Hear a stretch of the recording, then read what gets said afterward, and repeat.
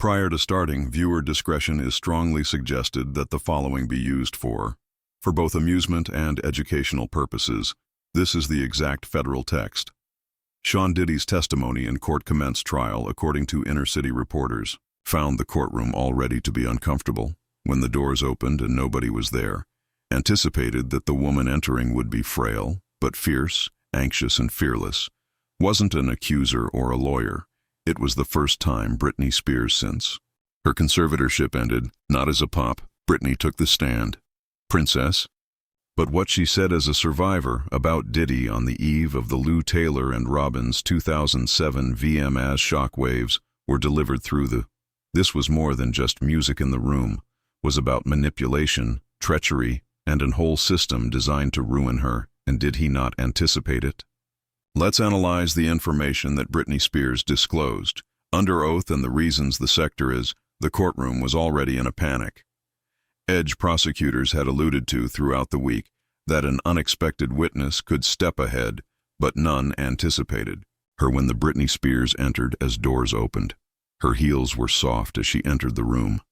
Floor, keeping her head steady but low, even the judge paused to respond to duties.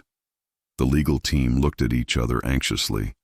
Even Shan Comey moved about in his chair, talking to his lawyer, but Britney hadn't yet looked at him.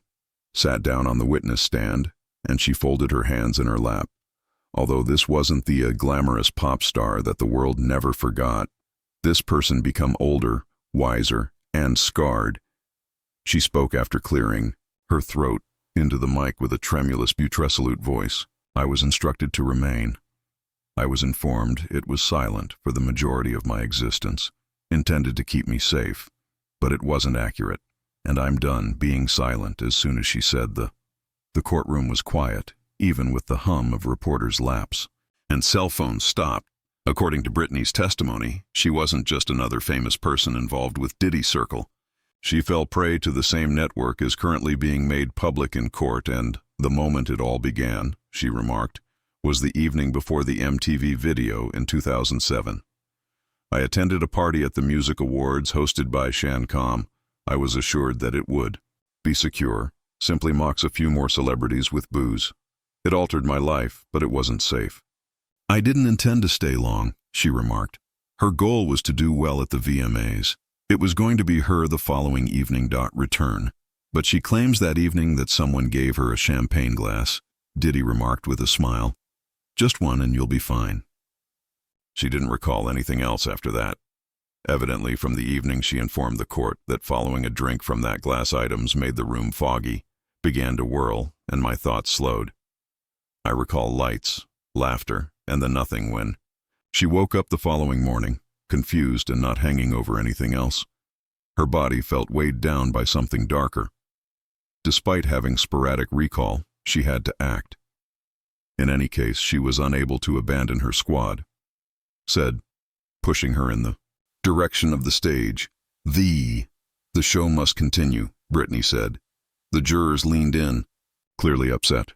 Didn't check, but I now realize that evening the setting was a trap, not a party, and that glass marked the start of anything. As Britney carried on with her testimony, she described the events that took place at Diddy's party in Las Vegas that evening, a gathering which she now thought was being done properly, planned to derail and embarrass her.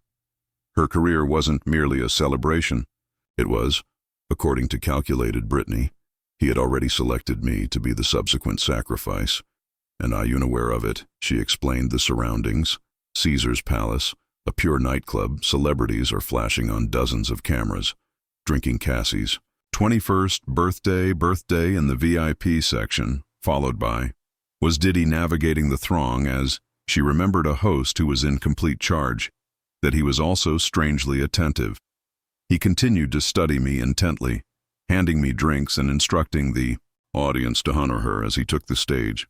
Felt as though I was doing a show, paraded around. Britney claims. It wasn't just Diddy who put pressure on that evening. A number of individuals from the people from the industry were present, and she discovered later had similar ties to TriStar. Company that would later assist plan her. Robin is one of the conservators among them.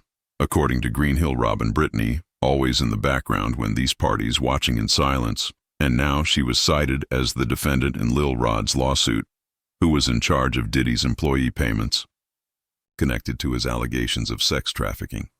Britney said she didn't know to the jury. At the time, Robin's name was recalled her face due to Robbins, the individual who led her into a VIP spend time with Diddy just before I had faith in them. Then, everything went dark. I didn't think I was in, Britney stated.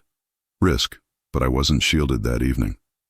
After drinking one glass, she remarked, I was set up. Glasses champagne.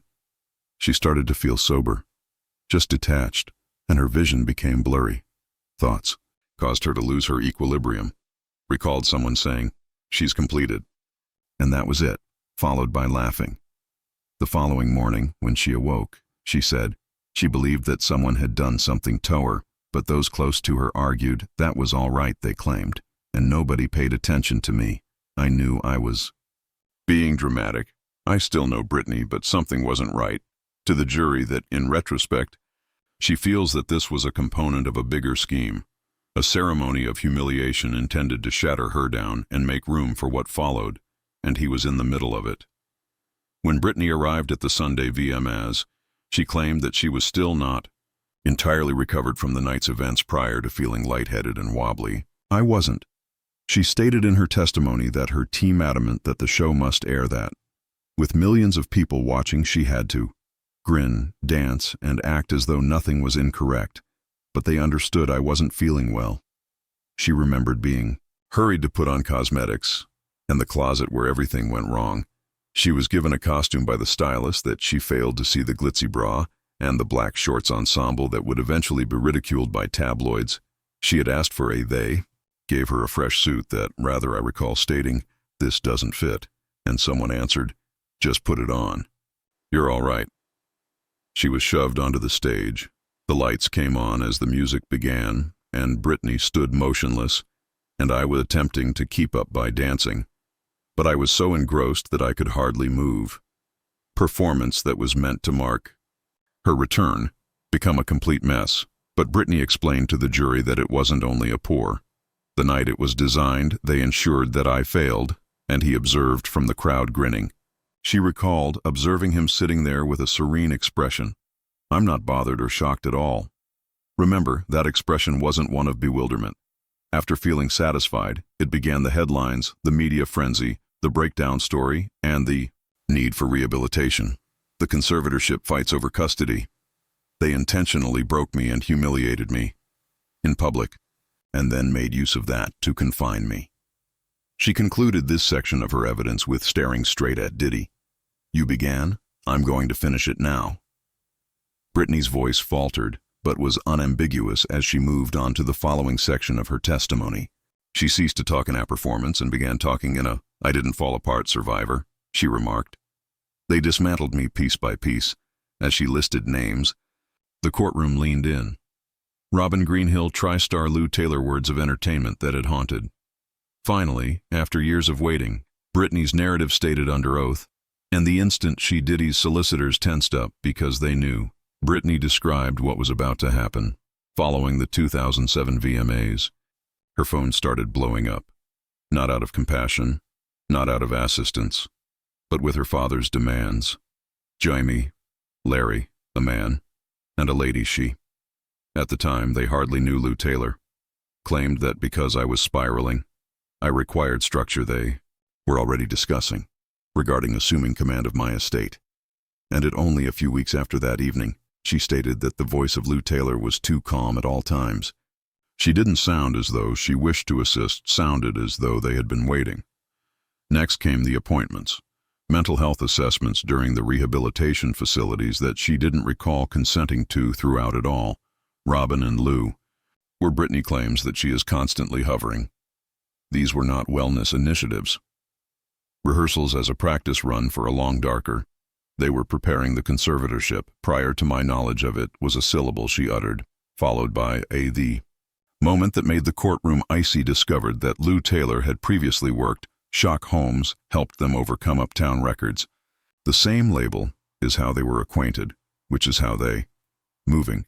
She took out a framed picture. A screen grab from the Hollywood Reporter article that validated their expert relationship. I didn't simply get the same group who ruined my independence was given to them, and Britney wrote beneath, swearing to believe Diddy and Lewin the days prior. Taylor had already talked after her collapse at the VMAs was the rationale the group required to initiate the conservatorship. They claimed that I was overly sentimental, yet they were in charge of tugging the cords from behind. Robin and all of those feelings, Brittany Greenhill, claimed to be Lou Shadow, the person who handled the grunt job. She also testified that she approved the wire remittances to women from Diddy's accounts she cited in his entertainment network because, to Lil Rod's lawsuit, they contacted her. I referred to her as a handler as an accountant. Brittany went on, turning her observation of the facility's alleged therapy facilities that she said to be a component of the machinery. Lucy used to be broken by Taylor and her father. They said that I required assistance. Yet they gave me drugs till I was unable to. She talked about being compelled to enter a facility in the Caribbean, after which it was shipped sent home from Malibu with severed drug schedules that she didn't agree to. Additionally, I wasn't drinking. I was surviving while partying. And they acted as though I were a British criminal. Stated in her testimony that at this period she had limited authority on her finances, prescription drugs, or her mobility, and the only regular guests she observed representatives from TriStar and lawyers, that her father had recruited all coordinated through the network of Lou Taylor. Next came the most unsettling discovery. According to Britney, one of the drugs she was put on without any justification led me to lose my memory so badly that I couldn't recall the day I used to stare at hours on the walls, and when I inquired as to why, they informed me that they were doing this to me. I gave my approval. But she hadn't informed the jurors that she will one day be presented a form bearing TriStar's emblem, and they claimed that the blank signature line was, "For my own protection." I recall trembling. I was terrified and didn't want to lose my children. The following day she signed When the conservatorship started, Britney paused. I wasn't protected, as I was fighting back tears, was detained. And she claimed that Lou, with the help of Taylor, hundreds of thousands of money into accounts from her estate TriStar is in charge, and Diddy's CCD in several occasions was the financial advisor. Ask yourself, why am I spending this money? Was associated with the individual who provided me particular beverage. She clarified that every time, she missed a dose in an attempt to push back, either declining a photo session or by requesting. She was punished with additional medication for going outside. More limitations. And did he do what she told? He was informed. He was observing demonstrate that he began remotely and that he didn't do anything to prevent it. Although Britney's voice became quieter, every syllable was as loud as thunder. But I didn't simply let go of my life, she remarked. Lost command over my body, my image, and in her testimony, privacy. Britney stated that Robin Lou Taylor and Greenhill had complete access to her house, phone, and schedule. But it wasn't only a mistake. Were cameras installed for surveillance, I wasn't in every room, including my bedroom. Permitted to close the door, she stated. Communications between her and her kids were tracked, including her Google searches. If I did too many searches for my own name, occasionally they would lock the iPad, she disclosed. Apparently she employed black box security. The father was told to work directly with Robin Greenhill, and TriStar created iCloud accounts that were mirrored to monitor everything she did, she claimed. Discovered this from Alex, a former employee Vav, who put his own safety in danger to inform the truth, followed by a terrifying line: they didn't merely follow me. They also took a video. When the courtroom froze, I requested to view the tapes, which they said were for protection, but I am aware of what they were doing. Gathering evidence of my vulnerability so they could silence me, she asserted. One of the recordings contained video from she got down during the VMA rehearsal and stated, "There's a problem. I can't do this. With me." She claims that the video was presented as proof to her own legal team. She was erratic, and that evening I asked Diddy whether there was a party. I was informed that the security footage didn't exist, but I now think it does. Think it was preserved. Possibly even utilized. You say you stared directly at Diddy, were attempting to assist. Yet it was me who I was the one who was trapped in a room. who took 14 years away from me, and then she turned to the jury.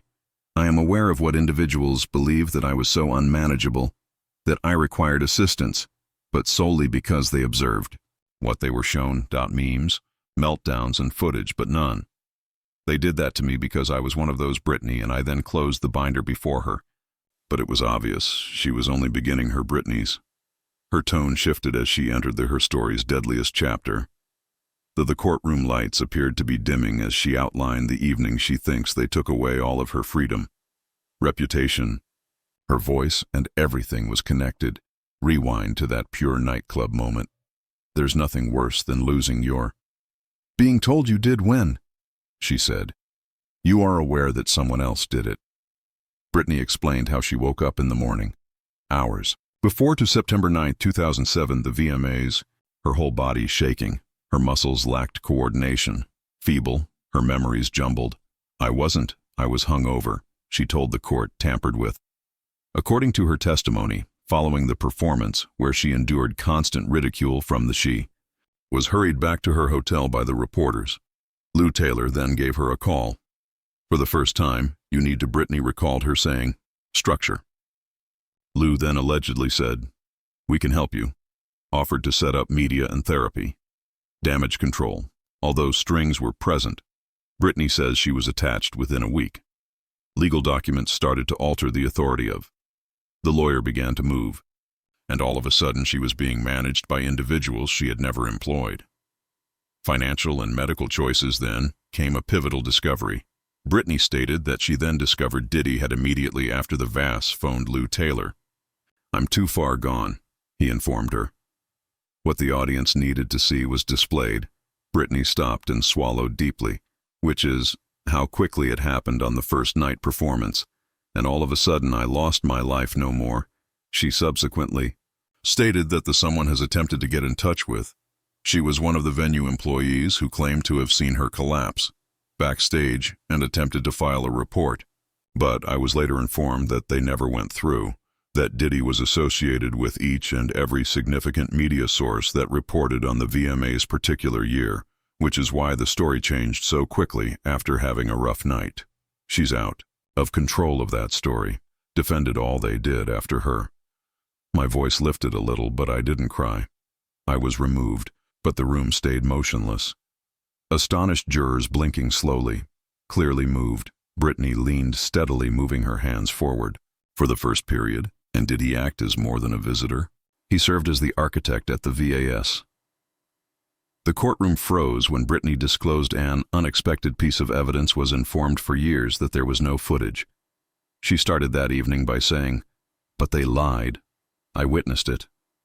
She stated in her testimony that while her last few months under the former TriStar's conservatorship, an employee reached out to her in an anonymous manner, claims to have witnessed unfiltered, raw security video taken on the evening of September 8th, the night she went to Diddy's in 2007 film from a party at Pure Nightclub. The source claims that was never distributed but never acknowledged in any inquiry and never recorded by the hotel security since it failed to pass. According to Britney Hotel security said it went. She testified directly to Diddy that in the video, she was seen dancing, taking a quick sip from a flute that was given Toby, a man dressed in a gray suit. Cher calls that stranger she didn't know, name at the time, but after several years Cher recognized him in an image as one of the close associates of Diddy in the video. Britney claimed that she starts to falter at that point, sits down, clearly confused with a bunch of a few minutes later she is surrounded by males. It shuts out as she is led out of the picture, prior to anything else occurring. But it's Britney informed the jury. It demonstrates that I was out of control, indicating that I didn't walk leaving that club alone myself. She explained how this video was purportedly shown to others, including Robin Greenhill, not to assist TriStar in her office. However, to keep it as insurance leverage evidence demonstrating Britney Spears unfit, they kept that video intact. They kept it as a trophy, she claimed. Then, Britney asserted the anonymous. She was informed by the whistleblower that TriStar and its affiliates possessed numerous comparable recordings, not only of her but also of other. She said that the cassettes were referred to artists, to internally as reels of insurance. They captured girls at hotel parties in bathrooms. Britney uttered shakily, and Diddy didn't have access to all of it. Just record me. He held me, and she paused. Did you stare straight at the jury? I now know why I was unable to leave, why each time I attempted to communicate, they had something to loom large above me. That the VMA's performance wasn't a meltdown, it was demonstrated that she said, they used to lock me away, for the first time, towards Diddy, and you allowed it to happen as you witnessed it all occur, and you are no longer able to disguise behind champagne and cash as Britney provided her last statement. Her voice no longer shook, and it echoed not only with, I want to express this in agony, yet with rage. For the record, she started off by saying, I was confined, not mad. She glanced at the jury, after which the judge forced me to joke, portraying myself as unsteady, and they announced it to the world when I screamed. Wasn't a part of the breakdown, but she stated, I was screaming and breaking. That following the conservatorships, consequently, her calls were tracked around the clock, were noted, and her prescription drugs were managed to get her kids abducted, and her income was routed directly to a network of businesses and supervisors, who all possessed one similarity between TriStar and I lost my TriStar connections to Diddy. While confined in that cage, $100 million, they claim it was done to keep me safe. But what they were actually defending was their system.